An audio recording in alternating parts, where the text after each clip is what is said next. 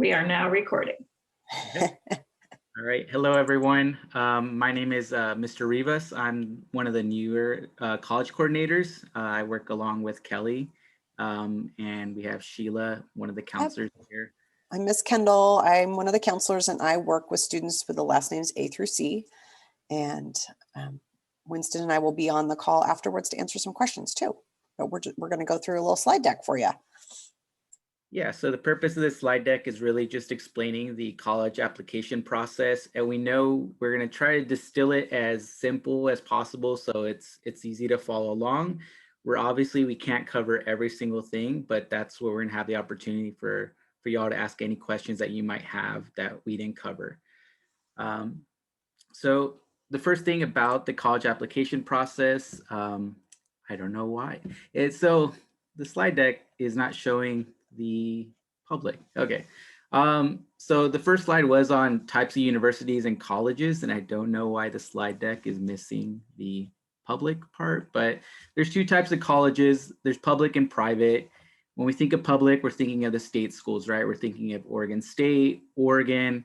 We're thinking of schools that receive in-state funding from the government. And then when we're thinking of private, we're thinking of independent of state funding. We're thinking of schools that often the tuition is the same for residents and out-of-state students. And the thing with private schools is that often they do offer more financial aid because the endowment that they receive is not dependent of the state government. So sometimes there'll be some alumni that, for instance, Reed College is a school that often would get money from Apple because Steve Jobs attended there during his undergrad. So that's an example of a private school that will receive a lot of money, and they'll often be able to provide more financial aid for students that are planning to attend those schools. So, oh, there it is. All right. Maybe click through one more time and see if it goes to the next one. Great. Okay, you want me to talk about this? I'll just talk about, so a lot of seniors will ask the counselors and ask the College and Career Center, what deadline should I use to apply for colleges? So there's kind of three types of deadlines. So there's the early deadlines. These are typically between October 15th and November 15th. So you would have to have your entire application completed and sent off by November 15th typically. Early decision is a binding agreement that shows you're highly interested and committed to attending that school. And I would say on my caseload, I only had maybe one student do early decision last year, so it's pretty rare.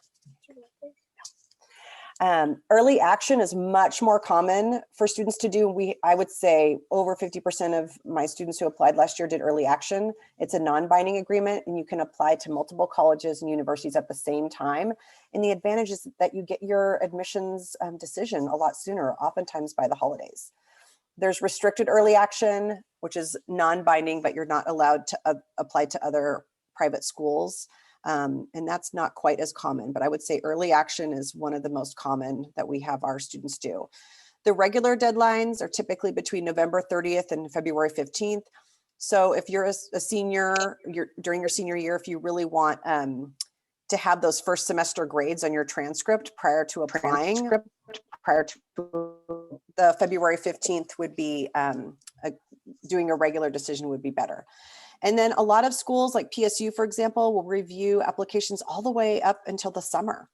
And that's a good example of a school that has a pretty extended deadline. And then some schools have rolling admission, which means you can apply. And then as soon as they receive your application and review it, they'll give you a decision. So they just are rolling. They'll just review applications as they come in. And that's a little bit about the timelines and terminology. And this is kind of the bigger question that a lot of students get, and is like, when will I get my decision letter? Because I think we kind of, when we send it, we're waiting, and there's usually that time around spring, early February where a lot of students will receive it. But those students that did the early action, that is the benefit of it, is that you'll have a quicker turnaround with getting your decision notification, and that kind of allows you to set up the rest of your year with having already an admission letter coming in. Um, for regular decision, it usually is March or for April. But the thing is for local colleges, like we mentioned with like PSU, they're a school that will turn around your application a lot sooner because they know the student body, that if you're a PPS student, they know what they're looking for immediately, and they have pretty clear admissions requirements. So if you meet those requirements, they'll let you know a lot sooner than maybe an out-of-state school that is having to sift through a lot more applications through that. So that's the major thing, is that there isn't one clear deadline, but I can guarantee that if you are applying early action, you will hear a lot sooner than anyone that's doing a regular decision. And that is one of the benefits of doing early action. Okay, so some of the pros and cons of applying early. If you definitely have a first choice college, applying early has a lot of benefits. If you do early decision, sometimes there's a slightly better admittance rate for the early decision applicants. Applying early also can, reduce stress by cutting the time spent waiting for a decision, save the time and expense of submitting multiple applications. You can gain more time once accepted to look for housing and otherwise prepare for college. So like if you apply early, you'll know your decision hopefully by December, and that kind of gives you the rest of the year to focus on the other things about going to college, like the housing and things like that. For other students who are still unsure of where they want to go, or if they need to see multiple financial aid packages before deciding, applying early may not be the best option. So this is something you can absolutely talk about with Ms. Milford or Mr. Rivas or your counselor. If you have questions at the time, during senior year when you're trying to think about what application deadline to do, we can certainly help you talk through that. But if you've done a lot of your research, like over the summer, maybe you visited some schools and you really know where you're going to apply come September, then go ahead and apply early to just that early action. That's not restrictive. And, if you have everything in order, then I would encourage you to go for it. Yeah, and that's the big piece too, is that if you know where you're going and you have a good idea of what the financial aid package that you should be receiving, it's a lot easier. But it is that thing where there are students that I've had this year where they'll get multiple financial aid packages, and we know that the reality is for a lot of us, that's going to be the deciding factor, is kind of the financial aid packages we get and how much we're going to be spending for college. So if that's more of your case, then maybe wait to see what colleges and offer you. But if you just know, okay, I want to go to this school, then yeah, like Miss Kendall said, just apply, and you'll know as soon as you than other students. Okay. So as we're preparing, it's junior year. It's the end of junior year for a lot of you. As we're preparing, we're thinking about what do we need for our application? What do we need to prepare? What should we be working on this summer? And these are kind of the bullet points that are really important. Obviously, our transcripts, our test scores, which we'll cover after this slide, the kind of changing test optional requirements right now. For some schools that do the Common App, there's specific essays that are on the Common App application. And then other schools have supplemental essays that they require. This is often the case with private schools. They want to get to know you a little bit more, and they want to know the narrative of you.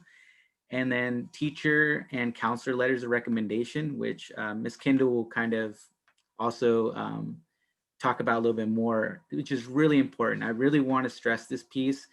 If you're thinking about your letter recommendations, start doing it now, but be really intentional about who you want to ask for them, and don't ask too many people.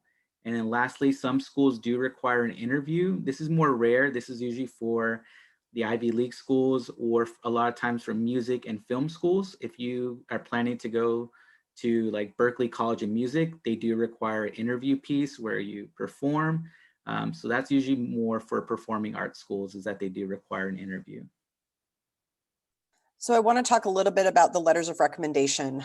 I can't stress this enough about knowing where you're applying and how many letters they require. We really don't want students asking teachers when they don't need a letter, because the teachers put a lot of time and energy into writing the letters outside of their workday. And lots of schools don't require them. So the state schools don't require letters of recommendation. So as you're starting to explore Maya Learning, which is the platform that we are using for you to organize your college applications, you'll be able, when you research schools, you'll be able to see, do they require 1 or 2 teacher recommendations? Do they require a counselor recommendation?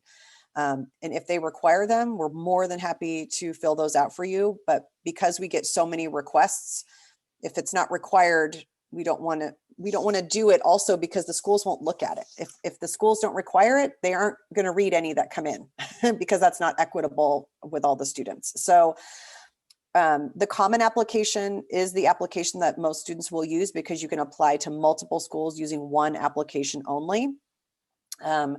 So again, researching the schools and what they require in terms of recommendations. And then I would target to narrow down your list of what schools need those recommendations, and then ask teachers in the fall. Don't ask them now to do it.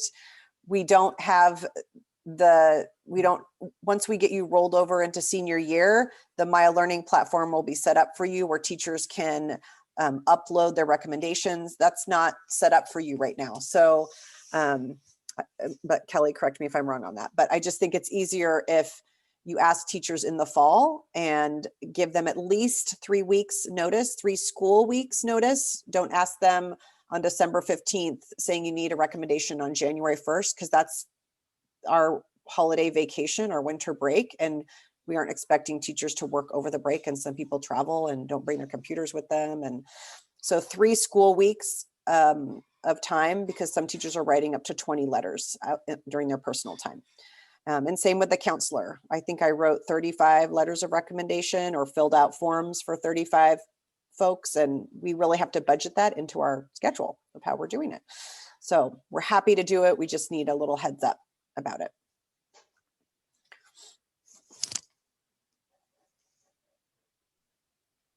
Yeah, and the other, we'll move on. Oh, you're gonna say something, Kelly?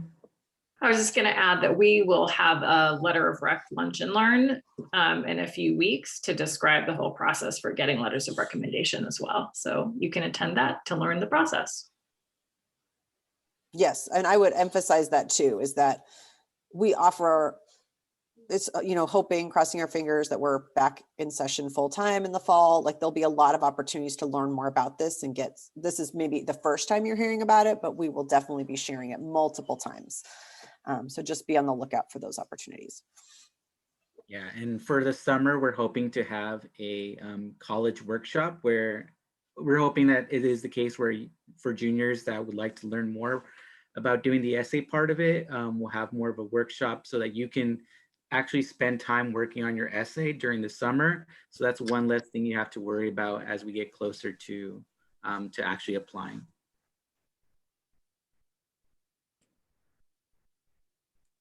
And then lastly, the test optional part. So here's the thing is that we've had a lot of students ask us, for our specific schools, are they requiring the SAT or the SAT requirements? For our seniors this year, a lot of them, it was test optional just because it was in the middle of the pandemic. And it was like it would be so inequitable to have students take the SAT and ACT. And it seems from what I'm reading so far, that seems to be the trend so far for students that are applying for fall 2022 admissions. But it's still, some scholarships might require it on their application. So I'd be really conscious of, if you know that you're gonna apply for specific scholarships applications and you do some research, or if you ask us about a specific scholarship application, we can look up and see if there is that testing requirement. But there is a great website that we linked here, and we'll share the presentation at the end.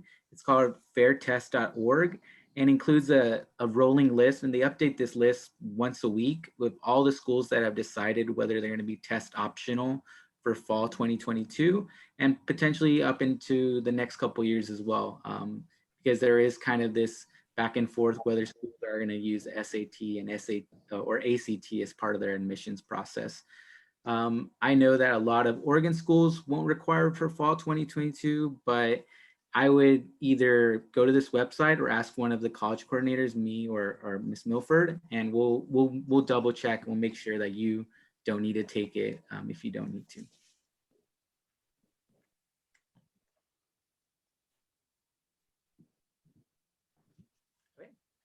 So that's the major, a lot of the information. I know we ran through it really fast. I know it's a short session, but we also want to open it up to ask if anyone has any specific questions regarding the application process. Now's a good time. We can answer them for you. Put a question in the chat, or you can unmute, ask your question. So I know there's going to be a session more about this later on, but for letters of recommendation, I know it's mostly coming from teachers or counselors. Is it possible to get a letter of recommendation? Well, I know it's possible, but is it advisable to get a letter of recommendation from like a professional in the community that would help you out, who might have volunteered at school every once in a while? I know that's pretty specific, but You could do that. We have to be mindful of what your school is accepting in terms of recommendations. So they really want that the academic source, because they want to know, how are you learning in class? Are you, able to analyze data? Are you a critical thinker? Like those are things they want to hear from the academic professional. And then they want to hear from the counselor, kind of your overall school experience. If they have an option for a third letter that is not academic, we are able to upload it as an other document, but because it's from someone outside of our school, they can't access. Everyone in our building is uploading it into Maya Learning. So it's a little bit different and special process to upload something from outside. So I would say it's pretty rare that we have students do that, but only yes, if the school allows multiple recommendations above and beyond the academics. okay, thank And you. we just have to do a special process and make sure that your counselor knows that we have an outside letter coming, because it has to be sent to the counselor and then we have to upload it a special way. All right, thank you very much. Michael had a question in the chat. There's a couple questions in the chat, so I'll read them out. Can a good SAT score be helpful for admissions at a school where it's optional? I think that's a great question. If a school is taking in consideration your whole academic profile, then I would say that you've got a really good SAT score, I would submit it, because I think a lot of times it allows the school to kind of see that you were successful on both sides of it. If you get a really good score, then yeah, I would say go ahead and submit it. If you already took the SAT, you got a good score, it won't hurt your application whatsoever. So I would just go ahead and submit it. The only thing I would add about that too is researching the schools and finding out, are they test optional for admission? And are they also test optional for financial aid? Because sometimes they'll be test optional for admission, but in order to get an academic scholarship, they need an SAT score. So if you don't need financial aid, it might not be a factor, but we kind of have to dig a little deeper with the test scores for next year to see how they are being used for financial aid and admission. And then there was another question. Oh, go ahead.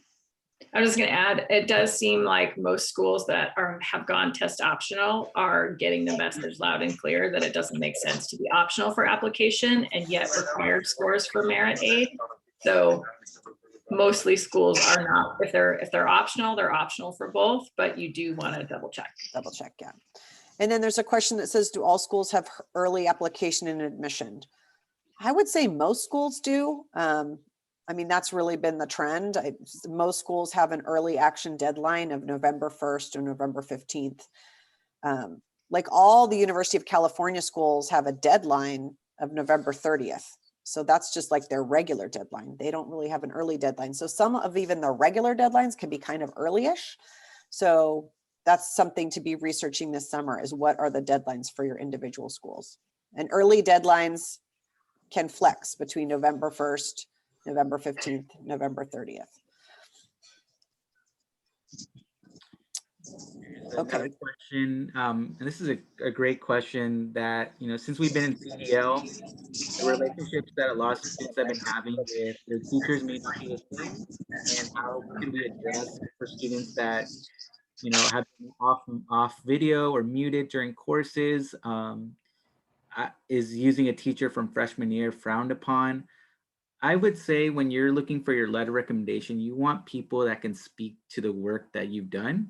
And if you've gotten a really solid grade and you've done really well in a course and you in a class, that's the kind of teacher you want to reach out to. A teacher that knows your academic abilities and you've shown it in their class.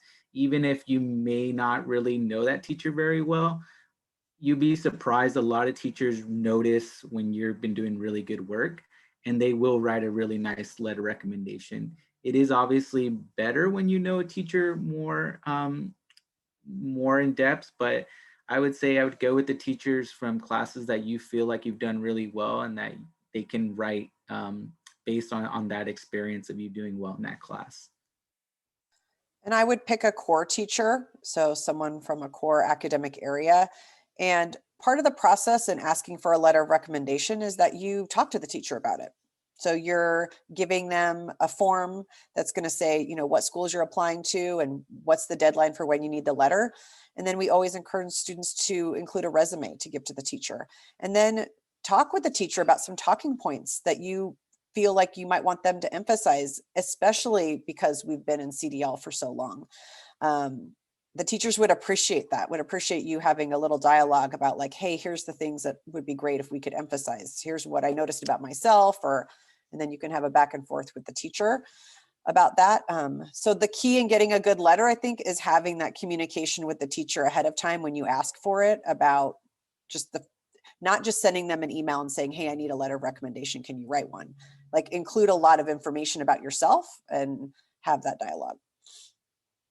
And if you know what specific program you're applying for, what major, and you have a teacher within that core, like if you're applying for, science and you have a science teacher that you really know well, you'd want to include that as well and let them know that you're applying for this specific program and have them touch on that, why you'd be a good fit for that major and for that college.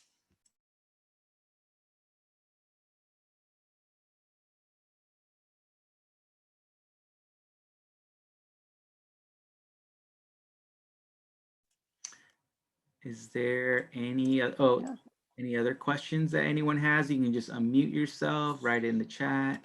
Those are great questions so far.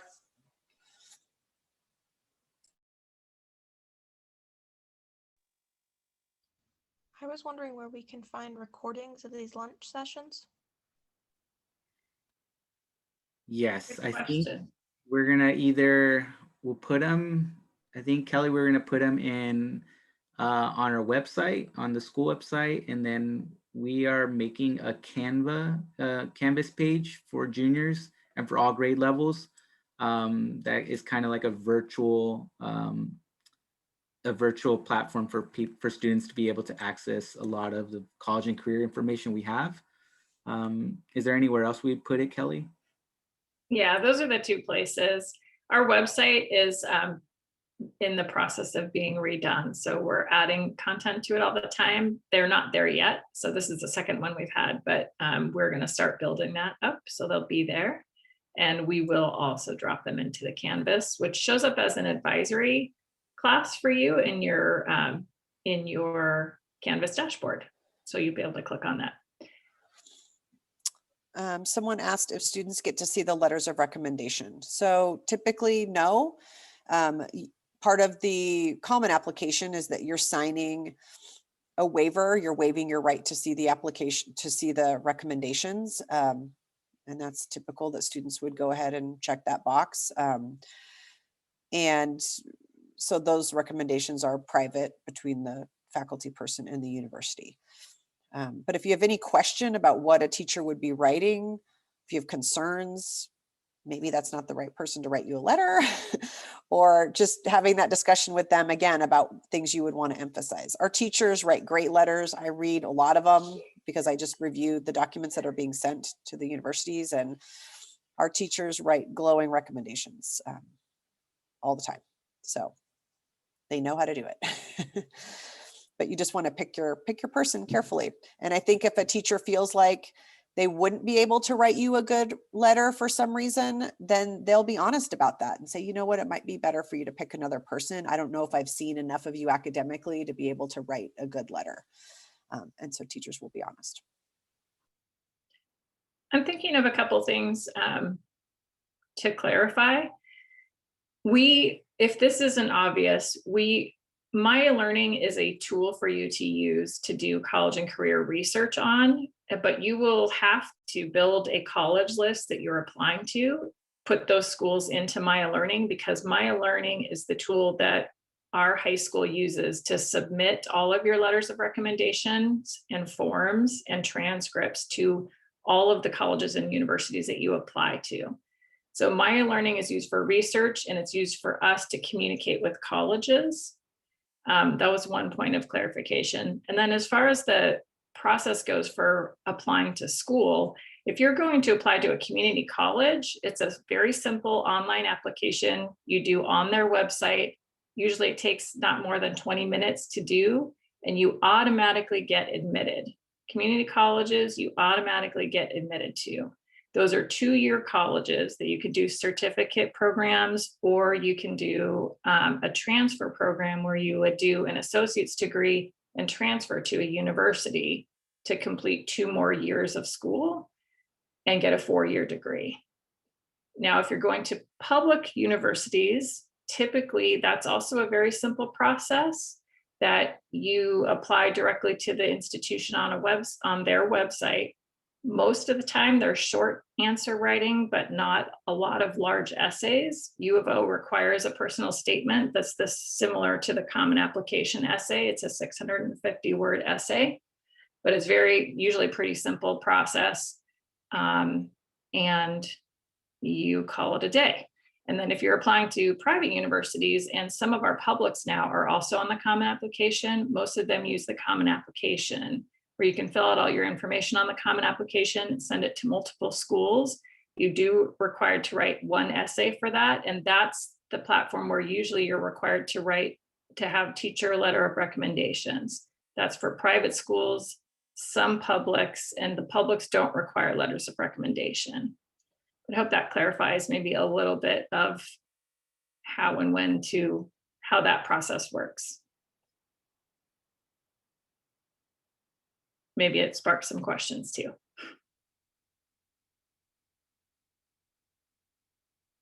So Ella's asking about attend the meeting about Maya Health. I think she means Maya Learning. Was there a session yet where we just kind of went over Maya Learning in general for juniors? Yeah. Okay. So that was that first one. The recording will be available. And the slides, I think the slides from that presentation, there's lots of linked resources in, are, I believe, on the website now. If they aren't, I'll have them up there by Friday of this week on the website. And then there's lots of information on the website already about Maya Learning and how to use it, from step-by-step directions to short videos about, like, here's what Maya Learning can do for you and all of that kind of stuff. Where in the website, if you go to the Wilson High School page and you find the college and career link, which is on the left-hand sidebar, or you can find it under counseling, go under college and career and you'll see a Maya Learning section. And we are about out of time. Any more questions before we wrap?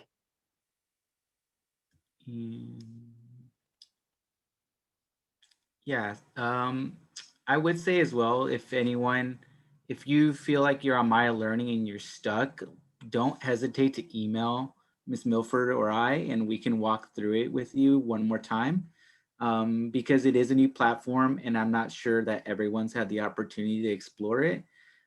So if that is the case, let us know and we can walk through it with you as well, because there is a lot of great things on the website. It just sometimes it is confusing when we haven't used it before and we haven't really had the chance to try it. I'm going to stop the recording, but we can hang out to add a couple more questions if people have them. Great.